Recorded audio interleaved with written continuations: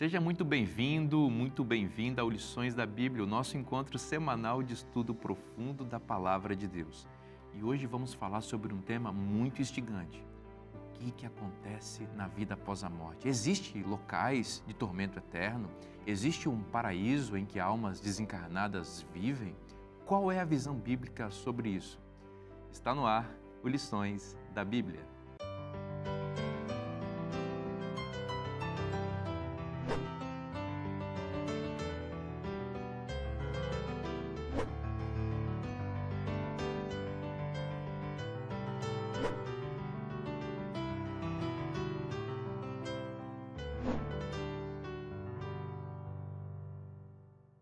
Este é o Lições da Bíblia, o nosso encontro semanal de estudo profundo da Palavra de Deus.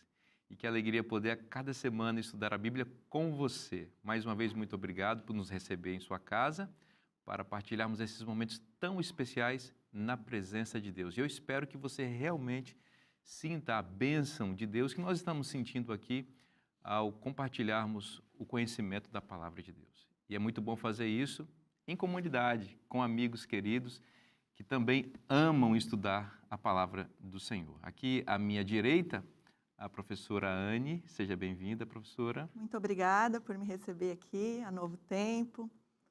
Vai ser um prazer estar com vocês. Amém. Pastor Alberto Tim, seja bem-vindo mais uma vez. Obrigado, eu já estou sentindo saudade de que estamos já começando a nos aproximar um pouquinho mais da parte final. Exatamente. Grande prazer. Privilégio todo nosso. Pastor Wellington, seja bem-vindo mais uma vez. Obrigado, é uma alegria estarmos juntos para continuar estudando a Palavra de Deus. Vou pedir você para fazer uma oração para a gente, por favor. Vamos orar. Deus eterno e Pai bondoso, neste momento, Senhor, nós te agradecemos pela salvação em Jesus Cristo, pela verdade da Tua Palavra e pela certeza de que Teu Santo Espírito nos conduz ao conhecimento de toda a verdade. Nós, neste momento, te pedimos, Senhor, que nos ilumines a mente e o coração, para que entendamos o estudo e para que o apliquemos em nossa vida. Oramos em nome de Jesus. Amém. Deus é um Deus de amor e Ele nos atrai com o seu amor. É isso que a Bíblia nos revela.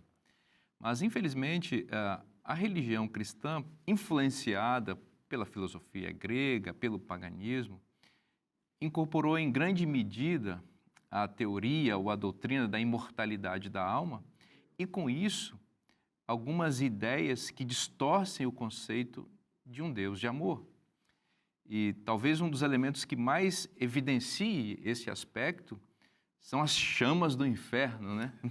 Das quais as pessoas querem fugir de qualquer maneira. É óbvio que não estamos negando aqui o fato de que a ira de Deus vai se manifestar contra os pecadores e que há um juízo final e que há um acerto de contas. A Bíblia deixa claro isso.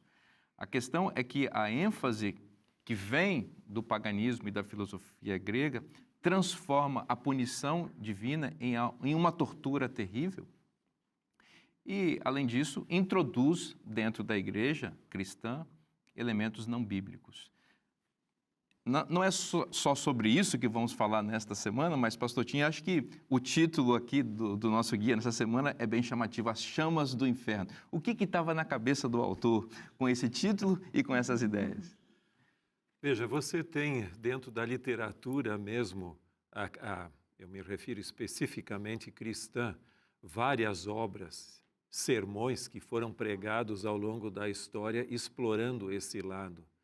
Um sermão clássico dentro da história da religião americana é o pregado por Jonathan Edwards, pela primeira vez, porque ele repetiu, mas a primeira vez foi 8 de julho de 1741.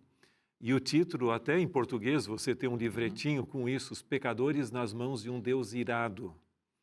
Caramba, ele enfatizou tanto dizendo que nós estamos presos pela misericórdia de Deus por um fio de cabelo que nos segura. E se esse fio se romper, você será tragado pelas chamas do inferno e vai continuar queimando por toda a eternidade. Dizem os historiadores que ele não conseguiu concluir primeira vez que ele pregou o sermão, porque as pessoas gritavam e clamavam na congregação pela misericórdia de Deus e abraçavam as colunas que sustentavam a igreja, o templo ali, para buscar, para evitar que isso acontecesse com eles. É interessante, você falou que esse é um conceito grego, e realmente o conceito do inferno vem da filosofia grega, foi incorporada no cristianismo, e é muito interessante que essa doutrina conseguiu preservar o cristianismo antigo e medieval, pós-apostólico e medieval, por uma coisa: você não deixava a igreja. Porque se você deixasse a igreja, você não seria só excomungado, mas você iria para o inferno direto. Então, muitos dos mártires posteriores, não os iniciais que se mantiveram fiéis ao texto bíblico, mas posteriores, eles escolhiam morrer do que renunciar à fé. E para a propagação do cristianismo foi muito bom explorar, bom entre aspas, né, esse lado do temor santo.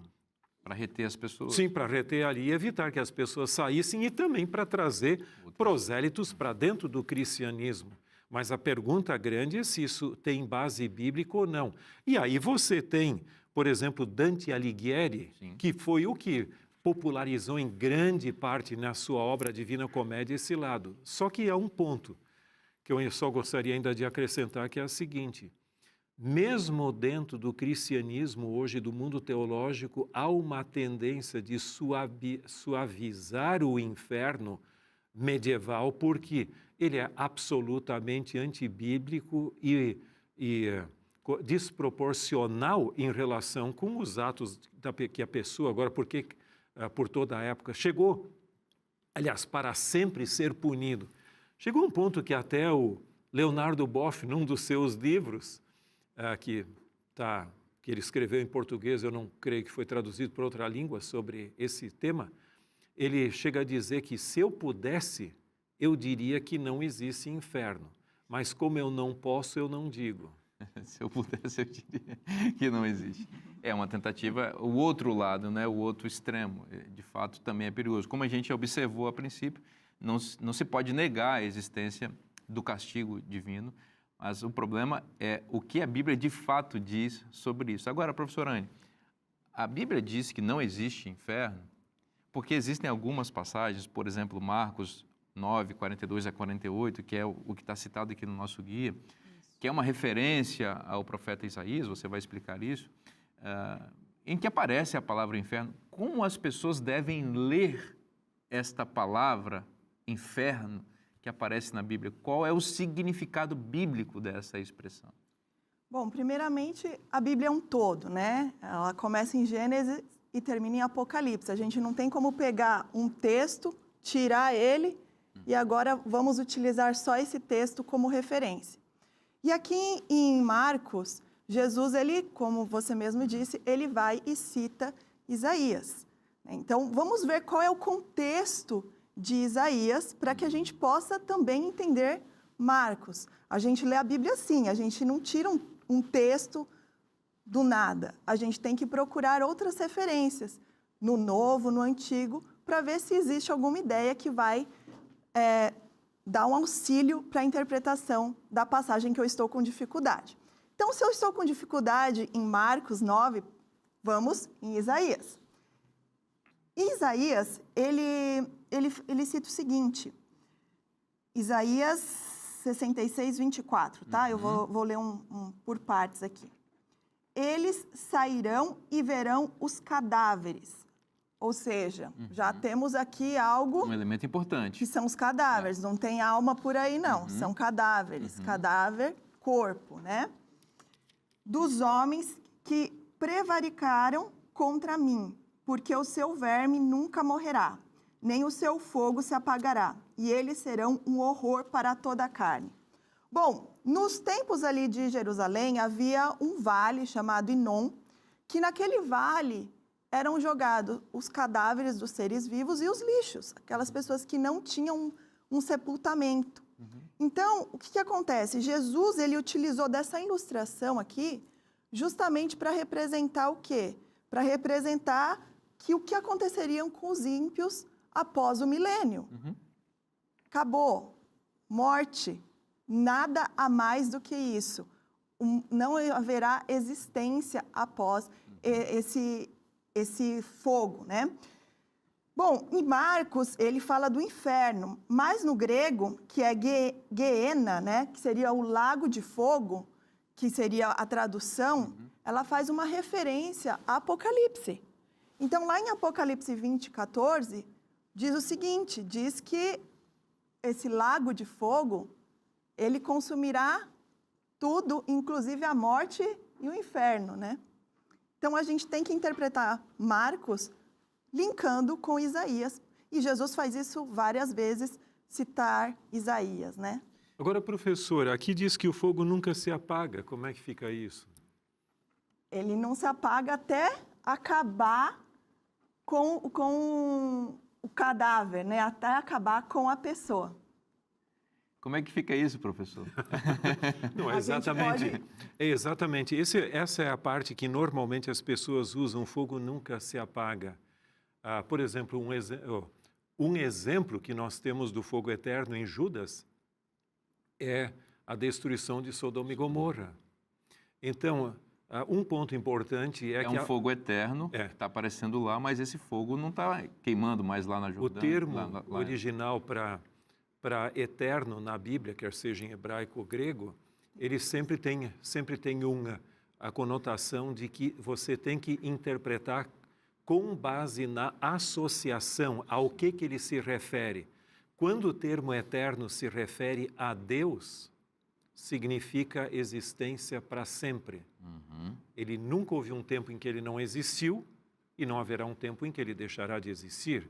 Mas quando associado com alguma coisa, significa que esse termo vai ser eterno ou não se apaga enquanto não cumprir o seu objetivo. Quer dizer, vai consumir completamente e não vai haver reversão daquilo. Né?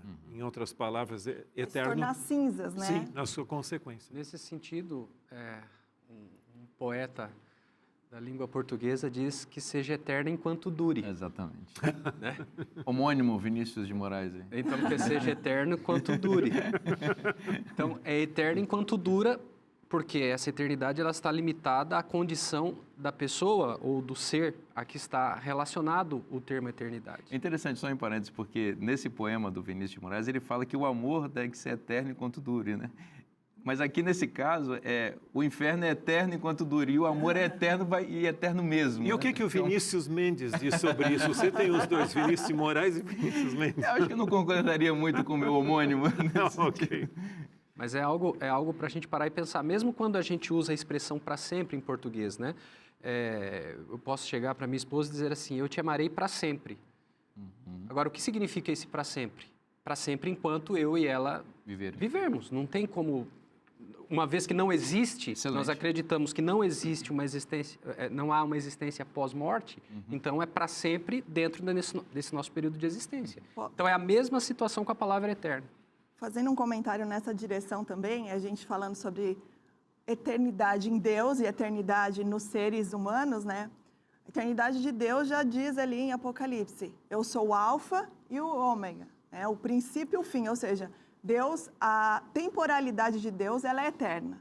E quando a gente vai falar de nós, né, dos seres humanos, eu lembro eu tenho filha, né, e eu adoro ler historinhas, e ela ama ler histórias, e quando chega no final, o que está escrito lá no final?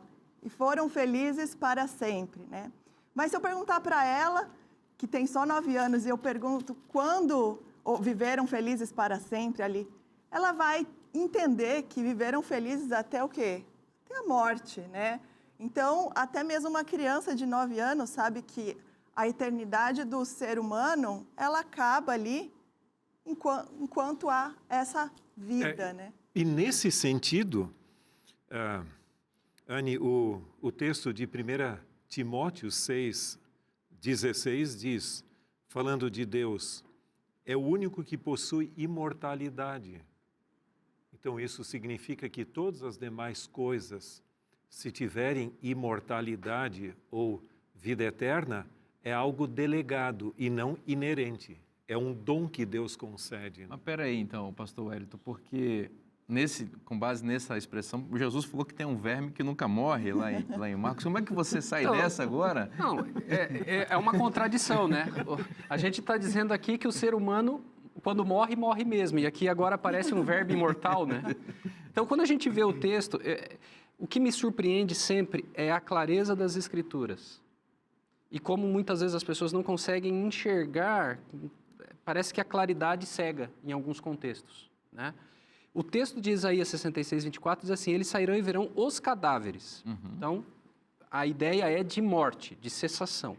Dos homens. Aí você fala assim, bom, se é cadáver de homem, então mulher não vai passar por esse processo, se eu for levar tudo ao pé da letra. Que prevaricaram contra mim, porque o seu verme nunca morrerá. Então, os seres humanos morrem, parou a existência, mas os vermes continuam. Esses nunca morrem, nem o fogo se apagará. Então, o verme que nunca morre, ele está relacionado, tanto o verme quanto o fogo estão relacionados com a ação. Né? A ação deles é uma ação definitiva. O que esse texto, de maneira simbólica, está querendo dizer? Por ocasião do juízo de Deus, aqueles que se perderam, eles serão extintos definitivamente para sempre. E tem um detalhe Essa também, é a ideia. Se você me permite um parênteses aqui, é a ideia de que ninguém que está perdido escapará desse verme e desse sim, fogo. sem então dúvida. pode ficar tranquilo, se você for para essa punição aí, se você achar que o fogo está longe e que não vai te pegar, ou que ele vai apagar antes de chegar em você, fique tranquilo, ele vai chegar em você. É definitivo e é inclusivo para aqueles que rejeitaram, para aqueles que zombaram, para aqueles que prevaricaram contra o Senhor.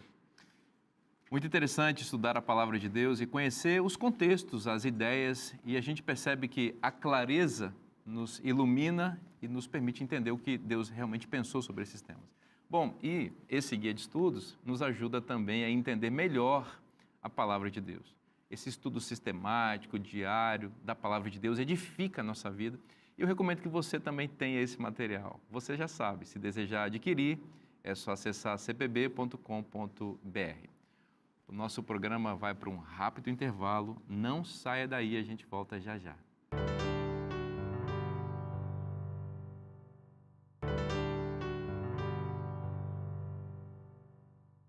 Estamos de volta para continuar estudando a palavra de Deus. E eu tenho uma dica muito importante para você. Um bom comentário bíblico amplia nossa visão sobre a palavra de Deus. E quando o comentário é inspirado, muito melhor. É por isso que nós preparamos a cada trimestre, a cada temporada, esta seleção dos escritos inspirados de Ellen White sobre os temas do nosso guia de estudos. Aqui você vai encontrar ampliações muito interessantes, muito importantes, muito espirituais também, que vão ajudar na sua caminhada cristã, especificamente neste caso sobre o nosso tema do guia de estudos. Então, se você deseja adquirir esse material e ter essa bênção todo dia com você em sua casa, é só acessar cpb.com.br. A gente está conversando aqui sobre essas ideias estranhas à Bíblia, mas que estão presentes, lamentavelmente, na cristandade, sobre os temas da vida após a morte, especificamente em relação à punição de Deus. A ideia das chamas do inferno amedrontam as pessoas e muita gente permanece nas igrejas ou se aproxima das igrejas, não por causa do amor de Deus, que é atrativo, mas por conta do medo, esse medo que não aparece na palavra de Deus. Pastor Tinha, a gente começou o bloco anterior falando dessas chamas do inferno, que é essa ideia mais geral da lição, mas aqui nós queremos nos concentrar um pouquinho mais nessa ideia do medo e do fogo eterno, desse fogo que não se extingue. A Bíblia não fala disso, né? A Bíblia apresenta a ideia de que Deus vai punir de fato, mas isso tem um fim, né?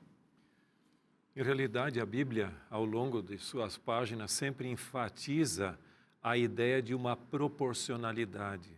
Deus não pune indevidamente um ser humano.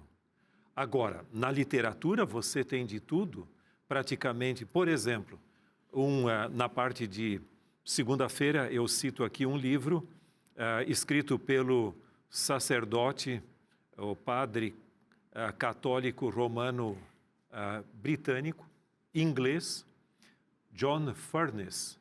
E num livro para a educação religiosa das crianças, e está citado ali que foi publicado originalmente em 1874 em Dublin, na Irlanda, e que se tornou bastante popular, ele ilustra como seria essa punição eterna.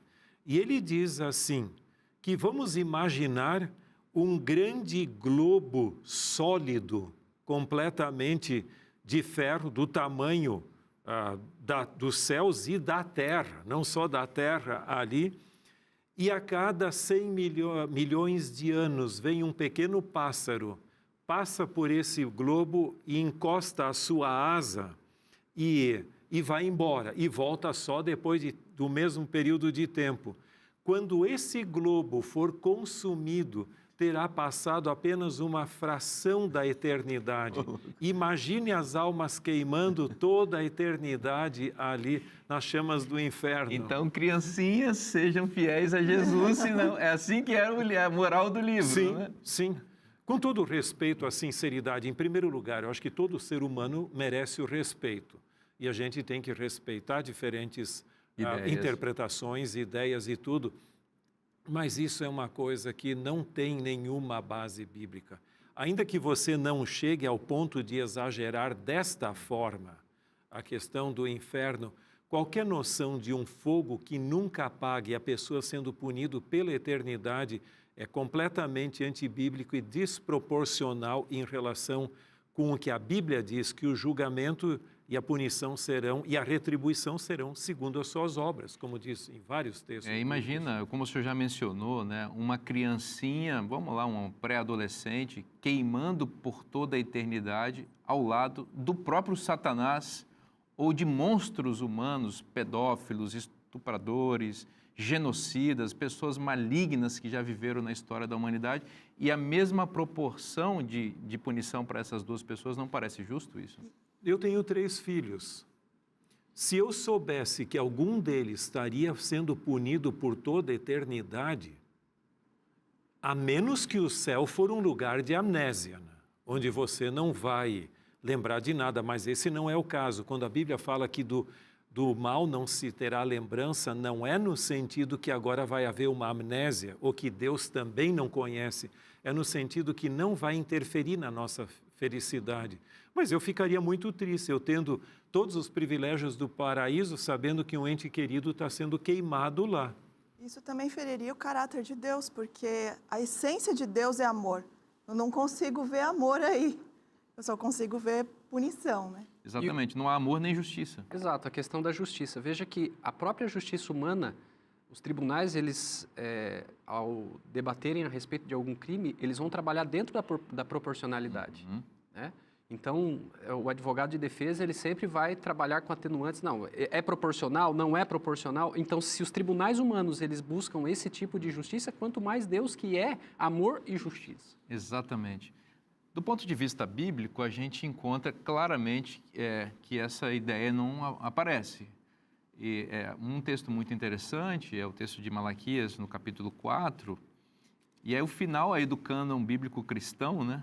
E já deixando como é que vai ser no fim das coisas, né? Exatamente aí o profeta Malaquias, né, a professora Anne nos fala sobre esse conceito, né?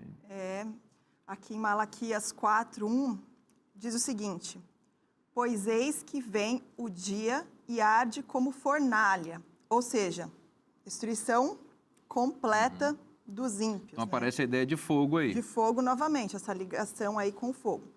Todos os soberbos e todos os que cometem perversidade serão como restolho, ou seja, isso daqui é o juízo relacionado aos ímpios, né?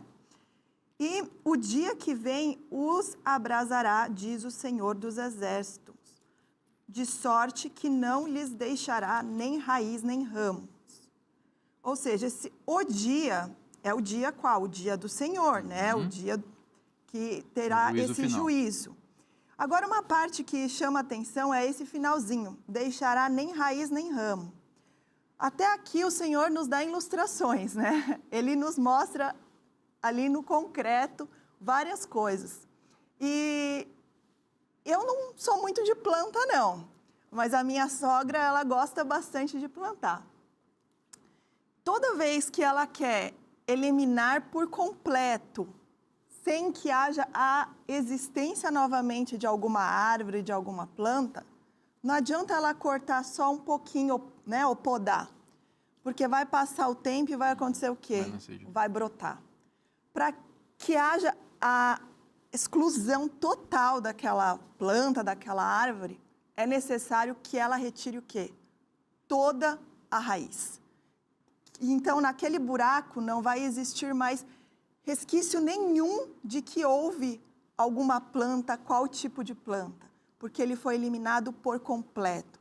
Então, aqui a gente vê isso. Essa destruição completa se refere a justamente isso. Não haverá mais resquícios sobre isso.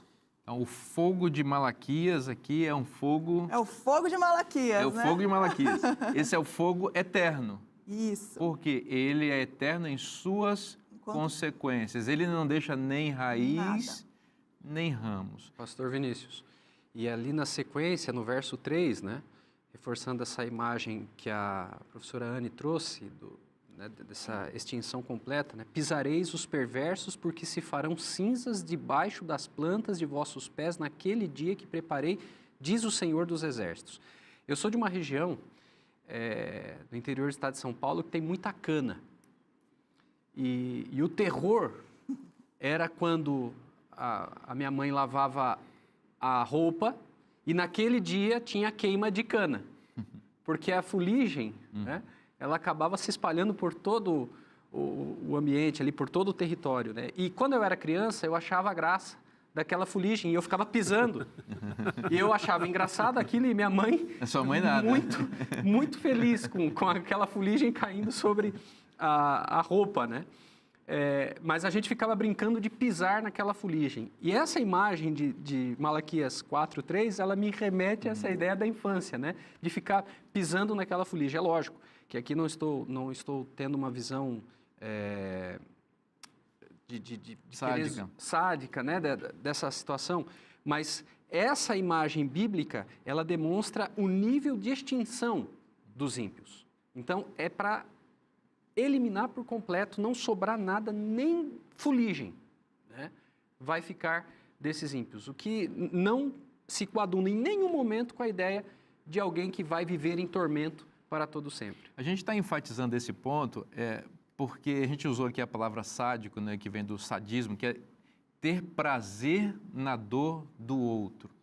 Então, essa ideia de um fogo que não acaba nunca e de pessoas que estão queimando nesse fogo para sempre, sugere a imagem de um Deus que se diverte e que tem alegria no sofrimento daqueles que não fizeram a sua vontade. Então, isso é uma ideia muito estranha à Bíblia e que corrompe muito o caráter de Deus.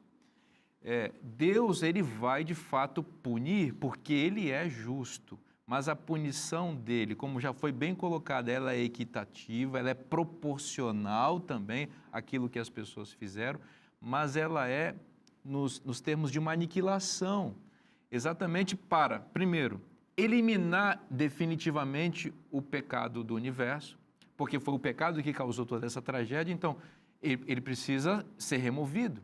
Veja, se as pessoas pecadoras, elas queimam para sempre, o pecado para sempre existirá no universo, portanto, esta mácula que causou tanta tragédia no universo e neste planeta, ela nunca se extinguiria. Então, o plano da salvação não cumpriu seu propósito definitivo nesses termos. Então, Deus precisa eliminar. Segundo, Deus, ele é um pai que ama, inclusive aqueles a quem ele vai destruir. Por isso, ele vai aniquilá-los e não vai querer vê-los sofrer por toda a eternidade.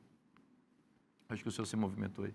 Veja, esse é um ponto. Então, em outras palavras, voltando ao que a gente já mencionou em outra ocasião, o pecado é mais poderoso que Deus, porque Deus não o pode destruir. Exato. Ele teve um início antagônico ao plano de Deus e ele vai coexistir com Deus. Então, Deus não vai conseguir colocar um fim naquilo que é antagônico ao seu plano original.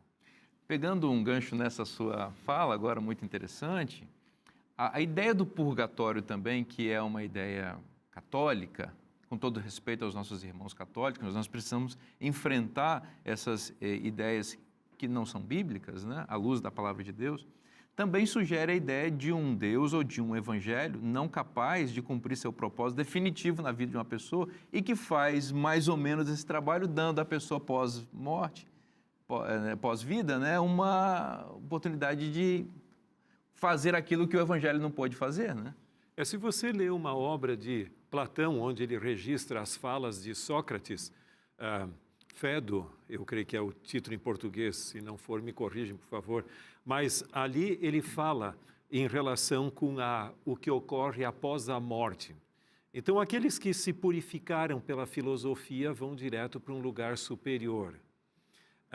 Aqueles que forem incuráveis, no caso que não tem reversão, vão para o Tártaro ou para a sua punição eterna. Agora, aqueles que ainda têm a esperança em mudar, eles passarão por um rio ali até um lago e lá eles vão sendo purgados através de orações e outras coisas mais até serem absolvidos. Então, veja, você pode viver uma vida qualquer aqui, mais ou menos, não seja totalmente mal, mas se não der certo aqui, você vai depois acertar a sua coisa lá. E essa ideia dentro do processo de helenização, com certeza, por exemplo, o cristianismo pós-apostólico, católico, absorveu esse conceito. O que a mim me impressionou escrevendo a lição e também o livro que acompanha, eu nunca imaginava que o cristianismo medieval fosse tão dependente da filosofia grega. A gente sabia, mas eu nunca tinha parado para refletir realmente e ver como isso aconteceu. Esse processo, de paganização do cristianismo. Para benefício das pessoas que estão nos assistindo agora e que talvez acreditem, né, ou cresceram nessa tradição, entendendo que existe este local intermediário, o que a gente poderia dizer para essas pessoas, e aqui abro para vocês 3, do ponto de vista bíblico, que esta crença seja incompatível com a Bíblia? Que evidências a gente pode mostrar para essas pessoas aí? O que vocês teriam a dizer sobre isso? Bom, eu posso começar, porque essa é a minha experiência. Legal. Tá? Eu não nasci estudando a Bíblia.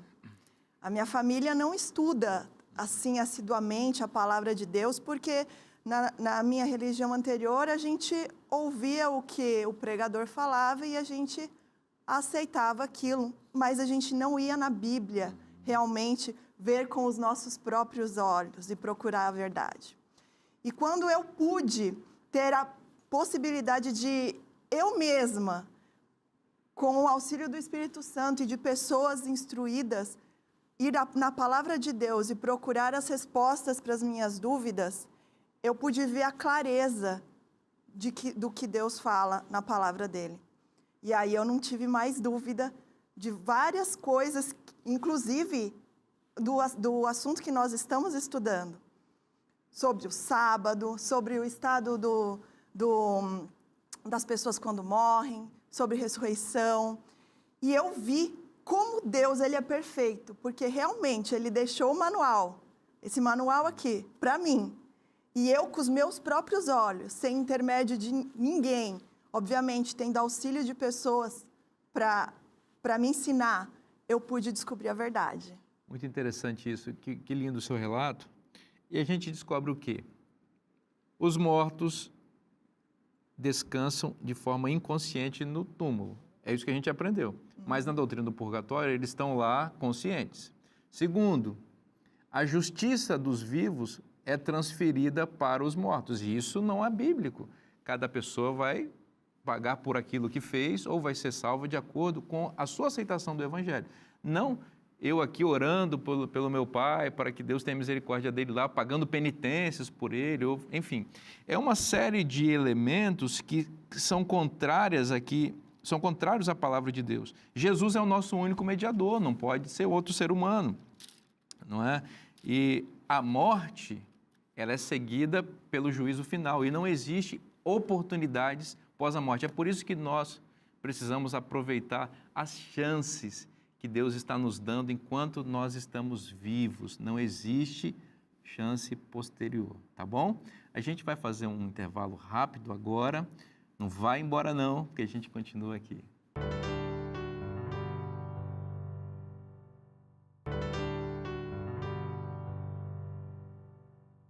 Estamos de volta com o programa Lições da Bíblia para continuar estudando a Palavra de Deus. E a gente tem falado a você toda semana da importância de você ampliar seu conhecimento com bons comentários. E aqui estou na minha mão o comentário escrito por ninguém menos do que Alberto Ronald Tim, está aqui na minha frente, o autor do nosso guia de estudos e também o autor desse comentário tão interessante da Casa Publicadora Brasileira sobre o nosso guia de estudos. E eu estou aqui exatamente no capítulo 10, que corresponde ao nosso tema de hoje, que é as chamas do inferno. E aqui o título é o mesmo, no capítulo 10. E aqui o pastor Tim citou, olha só, hein, a gente está tendo spoilers do livro aqui, hein? Ele citou a historinha que ele contou no bloco anterior, aliás, a historinha não, a referência ao grande pregador revivalista Jonathan Edwards, norte-americano, que pregou esse sermão que se tornou um clássico, né? Os pecadores nas mãos de um Deus irado. Ele conta essa história e mostra a reação das pessoas na pregação original, mostrando como a doutrina equivocada da imortalidade da alma traz uma dimensão errada do Evangelho. Então, essa história que ele contou aqui e muitas outras ideias muito interessantes você encontra neste livro que eu recomendo que você tenha em sua biblioteca, Além da Morte. Você já sabe, se deseja adquirir, é só acessar cpb.com.br. A gente estava falando no bloco anterior sobre o purgatório, que é a crença de que existe um local intermediário para aquelas pessoas que não foram tão boas, né? Que talvez Deus não conseguiu transformá-las, Deus não sei o que estava fazendo, não conseguiu ajustar totalmente a vida dessa pessoa e deixou assim, guardada essa pessoa para depois da morte dar uma editada nessa pessoa, pastor Wellington, usando nossa linguagem aqui, nós trabalhamos com isso, com textos, né? Dá uma editada posterior nessa pessoa, depois da impressão. Bom, essa ideia não é bíblica, né, pastor Tim? Quais são as implicações, quais seriam as implicações de se crer nisso, né, que não é uma ideia bíblica aí? Uma delas, eu gostaria de destacar duas, então, nesse caso. A primeira delas é a ideia de que de uma segunda oportunidade. Isso não é bíblico. O dia da salvação, e se você lê Hebreus 3 e 4 e outros textos mais, sempre é hoje, porque o amanhã não nos pertence. Então não existe essa história, bom, eu vou vivendo aqui, quem sabe lá no futuro eu dou um jeito aí. Então vou aproveitar o máximo do mundo e depois eu vou tentar ver o que acontece. Em realidade, até em Tiago, na epístola de Tiago, ele fala de pessoas com ânimo dobre, o espírito duplo. Esse talvez seja o estágio pior do ser humano. Aquele que está perdido sabe que está perdido, pelo menos se ele tiver consciência, e quem está do lado de Cristo também, mas aquele que vai tentando levar a coisa dessa maneira já está do outro lado. Portanto, a ideia de uma segunda oportunidade é totalmente antibíblica. A segunda questão, ou seja, a oportunidade pós-morte, né? Porque enquanto há vida, há esperança. Então, não estou dizendo, a pessoa pode hoje não ter interesse, amanhã pode. Mas qualquer ideia de uma segunda oportunidade pós-morte é absolutamente antibíblica. A outra é a ideia de que os méritos dos santos podem ser transferidos para aqueles que estão no purgatório e até podem orar e, quem sabe, fazer alguma coisa até no período medieval, as indulgências, né, também ajudavam. E até tinha aquele vendedor de Tetzel, que Lutero se deparou com ele, lá perto de Wittenberg, do outro lado do rio, que dizia, tão logo a moeda no cofre cai, a alma do purgatório sai. Né? É só ouvir o barulhinho da moeda caindo no cofre que... Era comprada a saída, e essa era uma maneira de conseguir recursos financeiros. Mas, desculpe, mas isso não é o conceito bíblico onde você compra a salvação pelas suas ofertas generosas. Agora, tem um outro ponto, um texto Você já pensou também, vamos pensar no caso hipotético aqui, né? O camarada confiou que a família dele vai orar por ele depois, ou vai pagar alguma coisa por ele e viveu. E se a família dele não quiser encontrar com ele de novo? Eu vou deixá-lo lá no purgatório para lá mesmo, não vou pagar indulgência nenhuma, não vou fazer oração nenhuma, porque eu não quero reencontrar com esse camarada. Não dá para confiar muito. Não dá para confiar muito nos outros, é melhor confiar em Cristo. Sim. Agora, é um texto que eu acho muito interessante, entre outros, mais um apenas aqui, Ezequiel capítulo 18, verso 20. É bem explícito. A alma que pecar, ou seja, nós já sabemos que a alma é o ser humano, né? A pessoa que pecar, essa morrerá. O filho não levará a iniquidade do pai, nem o pai a iniquidade do filho. A justiça do justo ficará sobre ele, e a perversidade do perverso cairá sobre ele.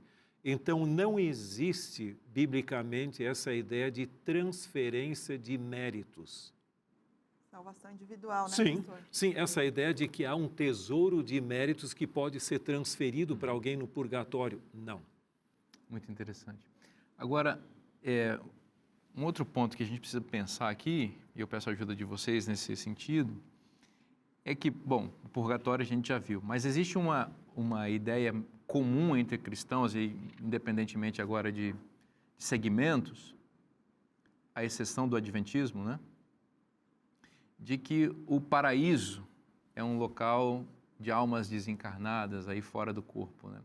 E aí as pessoas ficam olhando aquela turma vestida de branco, né? Tocando harpinha, aquela ideia de anjinho sentado em nuvem. E o pessoal fica pensando, mas será que o inferno não é melhor do que isso daí? Não, tem gente que vai brincar com isso hoje, né?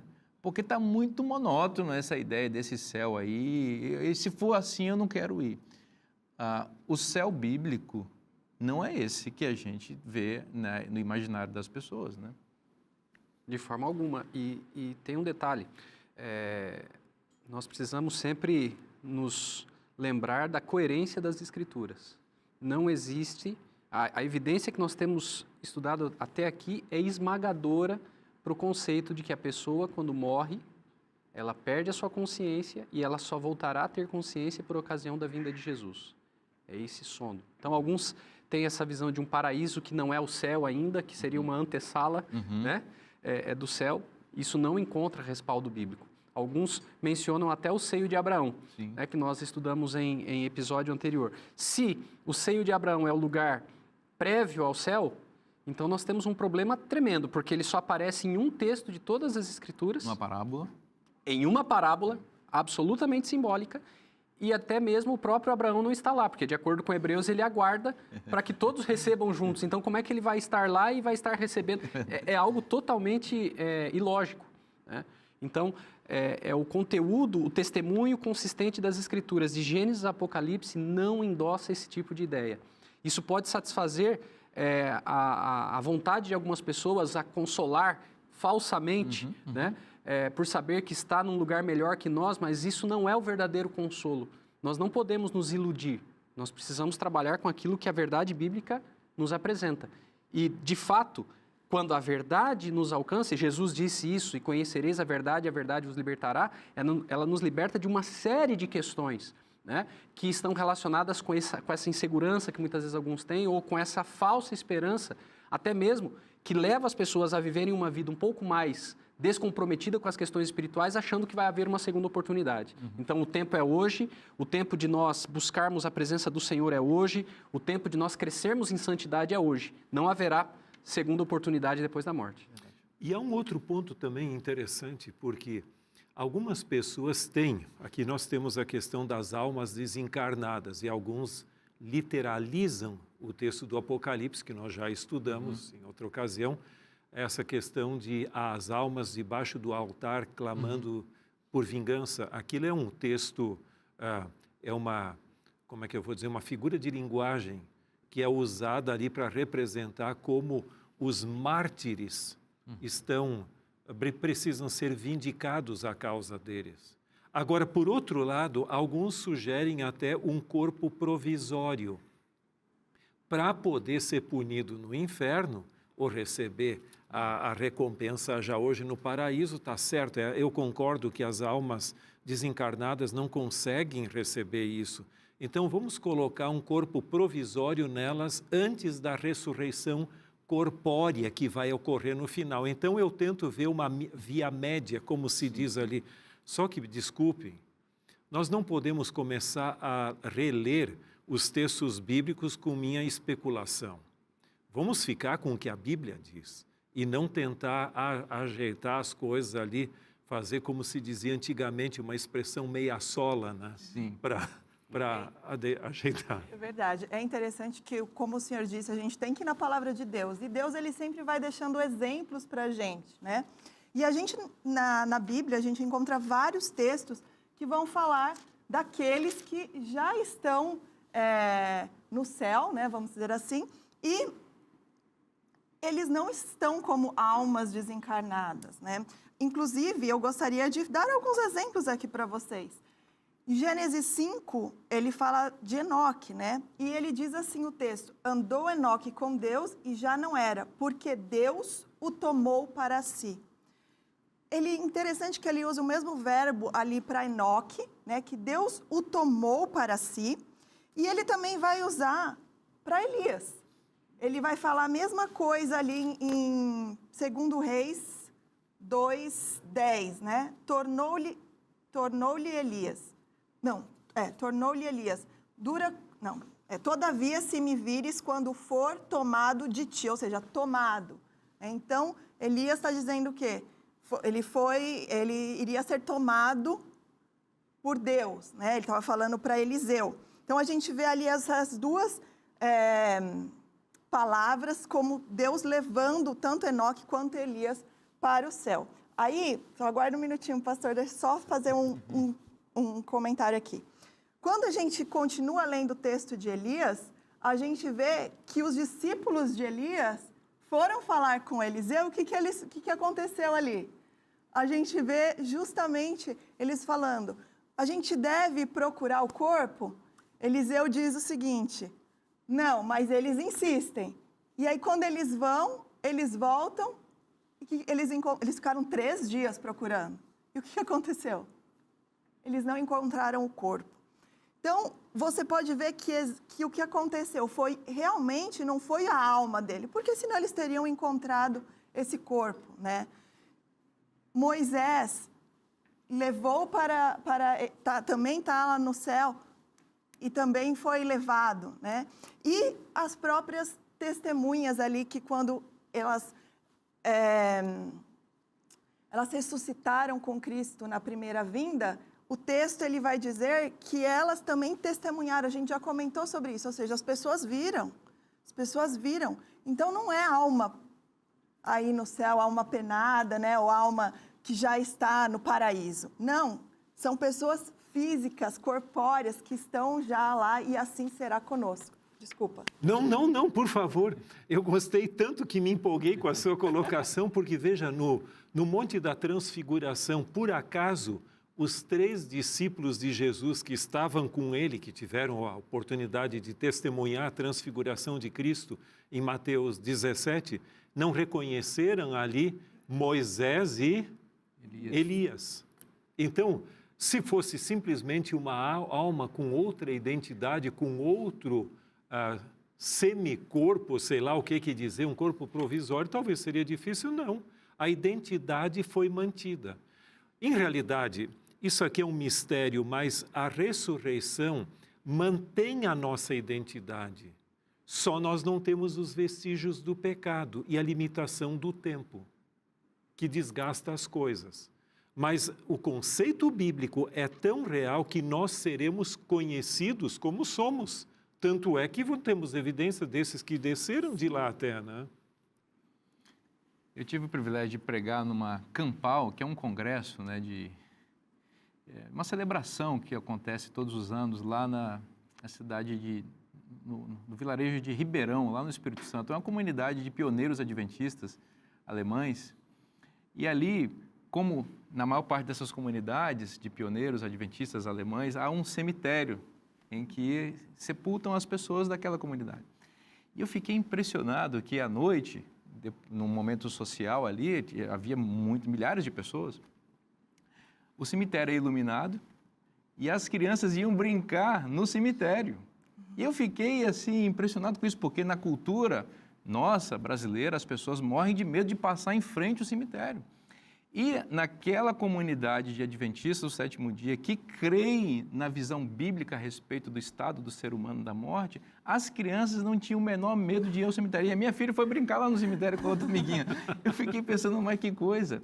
Veja como muda a visão das pessoas. A consciência de todos ali, inclusive das crianças, é que naquele local, embora com muito respeito à memória daquelas pessoas que estavam ali enterradas, não havia alma penada que vivia ali, atormentando as pessoas, amedrontando, porque a consciência de que o corpo está sepultado e que naquele cemitério um dia, aquelas tumbas vão se abrir e o anjo daquelas pessoas vai levá-las ressuscitadas com corpo incorruptível e glorioso para encontrar com Cristo. Essa é a esperança da palavra de Deus. Você não precisa ter medo de Deus, não precisa ficar pensando ou crendo em ideias estranhas da palavra de Deus.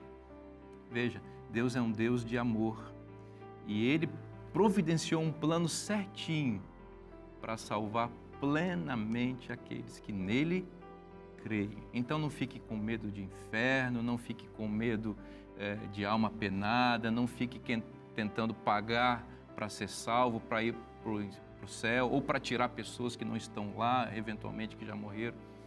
Creia no Senhor Jesus Cristo e você será salvo. E viva sem medo, viva feliz, viva livre. Esta mensagem maravilhosa está na Bíblia. E se está na Bíblia, é bom para você. Eu te espero na próxima semana. Deus te abençoe muito. Um forte abraço e até lá.